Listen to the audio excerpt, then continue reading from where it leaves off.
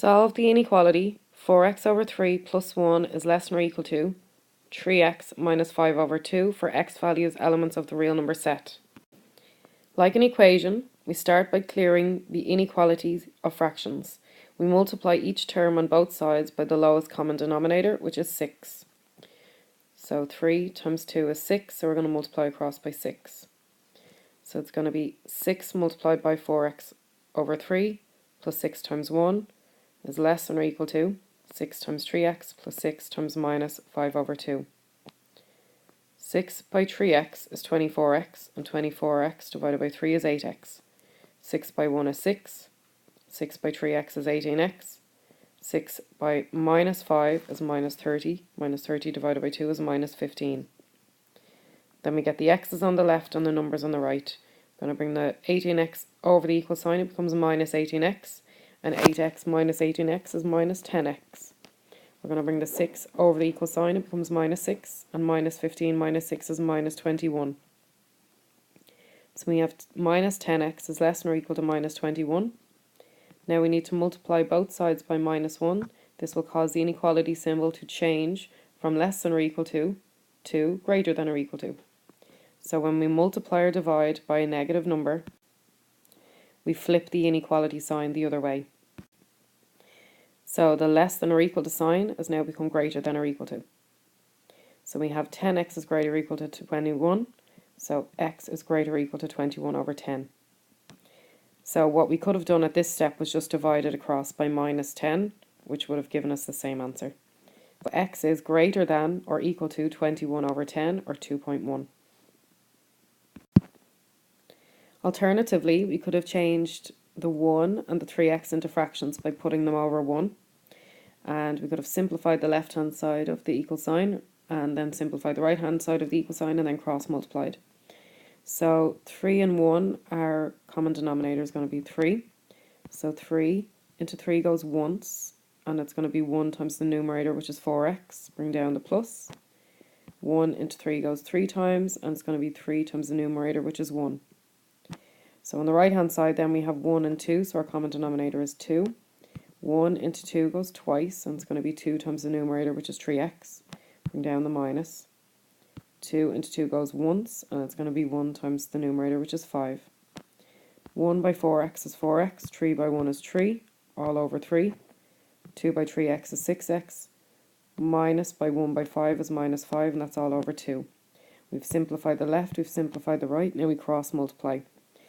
So 4x by 2 is 8x, 3 by 2 is 6, bring down our inequality sign. 6x by 3 is 18x, minus 5 by 3 is minus 15. Then we're going to bring the 18x over the equal sign, it becomes minus 18x. The 6 over the equal sign, it becomes minus 6. 8x minus 18x is minus 10x. Minus 15 minus 6 is minus 21.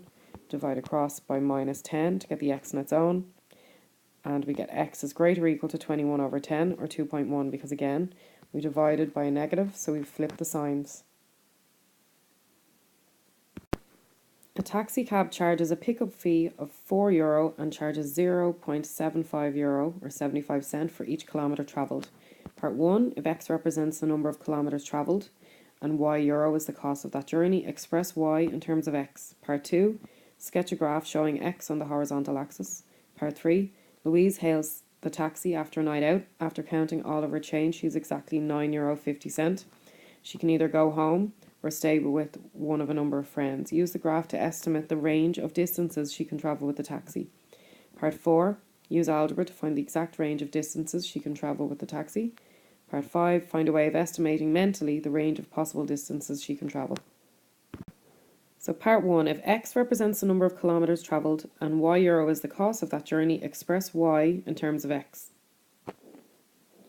So her cost is €4 plus 75 cents by the number of kilometres. So we end up with y equals 4 plus 0.75x.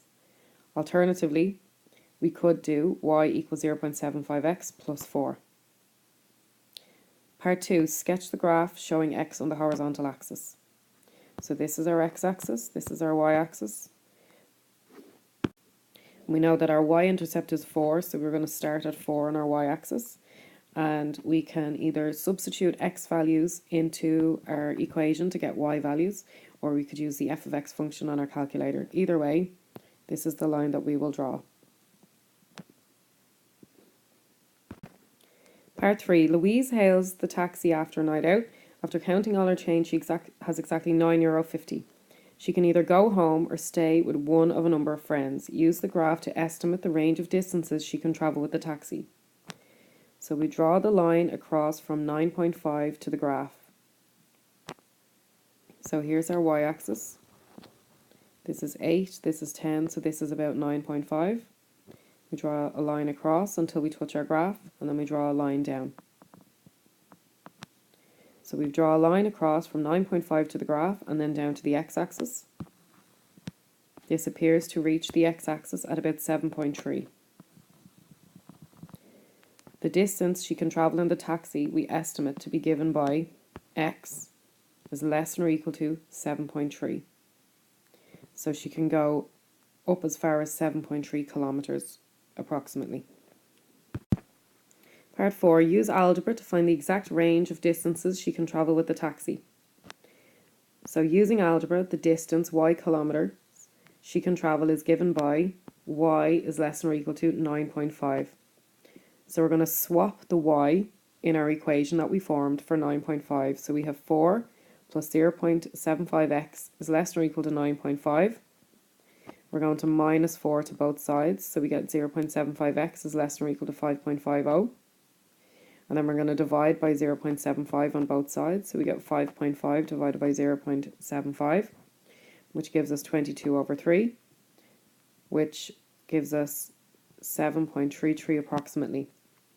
So Louise can travel up to 22/3 or 7.33 kilometres with her funds. Part 5. Find a way of estimating mentally the range of possible distances she can travel.